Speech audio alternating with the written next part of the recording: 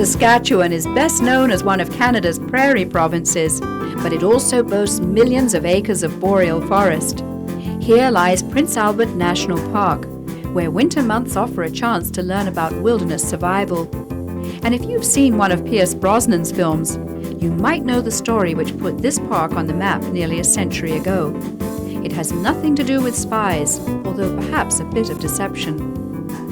A hunter, having killed a beaver, felt responsible for its orphaned family and set up home, beavers and all, in a cabin in the wilderness. The man became known to the world as Grey Owl, a writer and speaker, a conservationist and world traveler.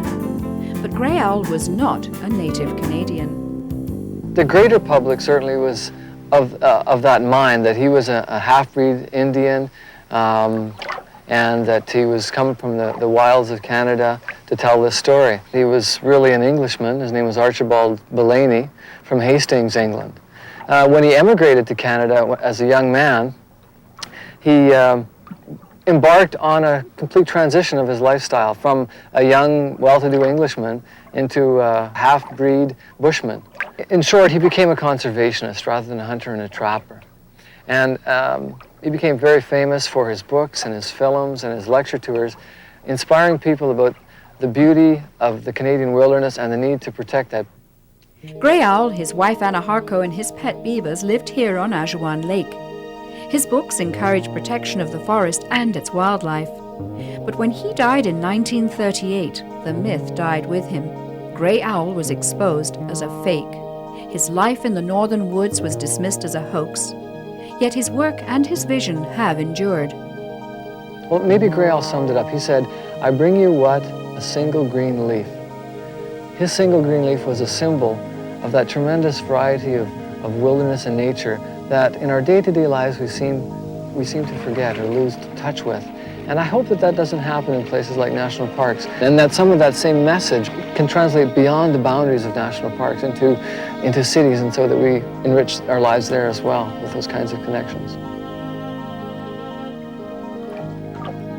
Much of Canada's wildlife calls the boreal forest home, but amongst the most industrious residents of Prince Albert National Park are descendants of Grey Owl's beavers, nature's own loggers. It's a mature trembling aspen, probably around 70 or 80 years, something like that, for this growing site. And obviously they felled it, and it just happened to end up in the creek bed. And as you can see, they've cut off the upper branches. They've topped the tree after it's been down. They'll use those upper branches for the dam and the lodge, and the smaller branches and leaves, of course, they'll use as feed, either incorporating them into the dam or lodge, or probably into a food raft for the wintertime.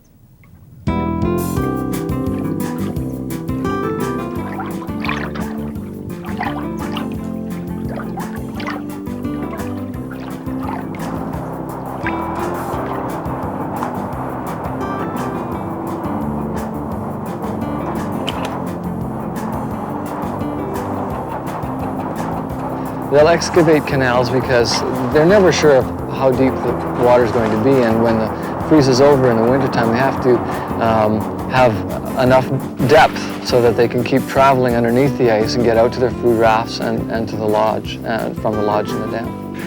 There are situations in the summertime when the beaver are out on the surface where they may be taken by a coyote or a wolf. They're relatively safe in the wintertime, though, because they're locked inside the protection of their lodge. They're still active, they don't hibernate, but they're very well protected. The lodge is maybe 6 or 8 feet high, covered in snow, but at the crown there's a small opening or chimney where the beaver haven't put a lot of mud or the plaster for their house, so that the warm air rising from the interior of the lodge is allowed to escape through this vent. And then it forms an ice surface around the edge of the vent, and on very cold days, these elaborate crystals, as the warm moisture-laden air rising, freezes fairly quickly. Prince Albert National Park is located about 50 kilometers north of the town of Prince Albert in northern Saskatchewan. For more information, visit our website on topoftheworld.net.